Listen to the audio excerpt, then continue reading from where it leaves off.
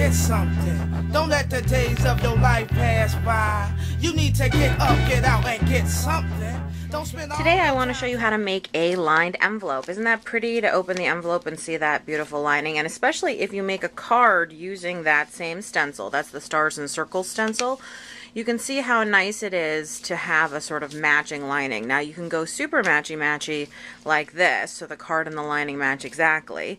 Or here I've used the 12 by 12 version of the stars and stencils, or stars and circles stencil, and then the lining is done with the 6 by 6. And you can see that's some nice coordination without matching exactly. So how do we do it? Well, you can see here I have some tissue paper, and this is just tissue paper that I think something came wrapped in or from a clothes or something like that. So I'm just going to rip off a piece of that tissue paper. You only need a piece that's large enough for the envelope, so you can actually make a whole bunch of these at once really quickly. And then I'm using the 6 by 6 version of the stars and circles. I keep wanting to call it stars and stencils, but stars and circles stencil.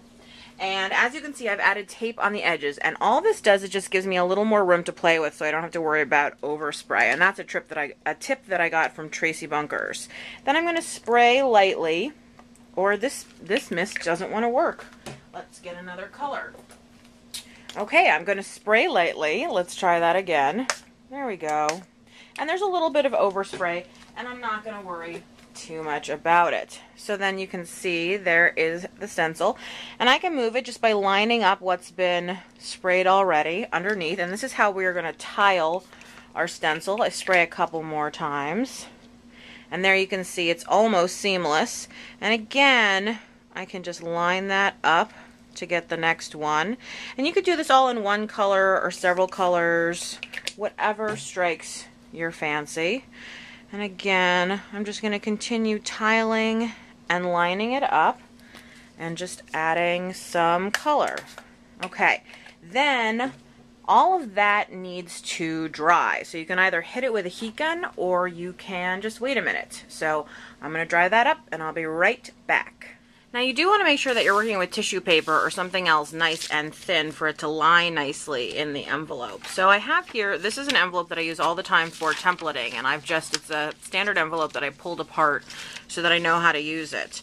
And all I'm going to do is I'm going to pick a section that I would like to be my lining, and I'm thinking kind of like this section.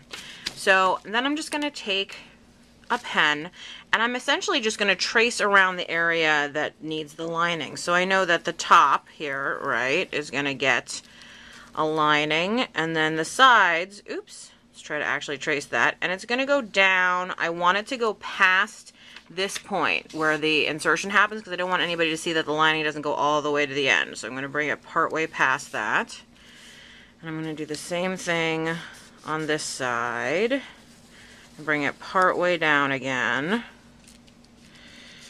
And then when I remove this, I'm just going to connect these two lines. And then with some scissors, I'm simply going to cut inside of the black lines. It's better to have your lining be a little bit smaller and have some white show at the edges than it is to have it be too big and you can't get it in. So you can always recut, so don't worry about being too fussy about this. You want to get just the basic general outline here, just within those black lines. And I'm just continuing around. Now the one thing I will say about using spray inks with tissue paper is you can see that we pretty much sprayed once, and that's important. Like if you were to soak this tissue paper with paint, it would start to disintegrate. So just be aware of that. Oops.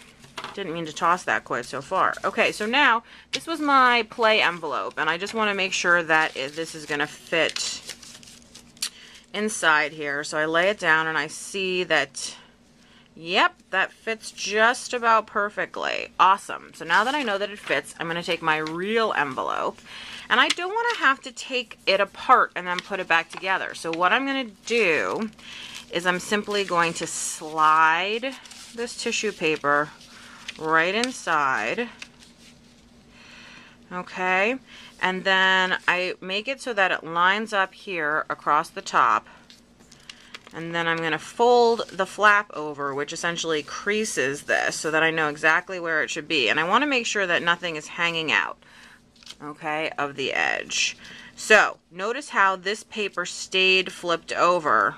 That's awesome, because the only place I'm actually going to adhere the lining is right here on the flap of the envelope. So I'm just taking a regular adhesive. You could use any adhesive. I would stay away from glue sticks just because in my experience they tend to get unstuck, and this is going through the mail. You want to get as close to the edge of that as possible, of that lip. I've gone a little too far. Then I simply fold the flap back over. It's going to adhere right to that tissue paper. I can pull it up, and now I have this lined envelope, and you can put things in and out. Like if we bring back one of our cards, you can easily slip things in and out of the envelope, okay, without disturbing that lining at all, even though it's only adhered here, and you can see how neatly it is. Now if you have anywhere that it's overhanging, you can certainly take scissors and just cut that off, but this is an easy peasy way to make a gorgeous stenciled envelope lining. Hope you enjoyed it. Thanks so much. Told me that if you play now, you're gonna suffer later. Figured she was talking yang yang, so I paid her no attention. I kept missing the point she tried to poke me with. The dope that I get the most.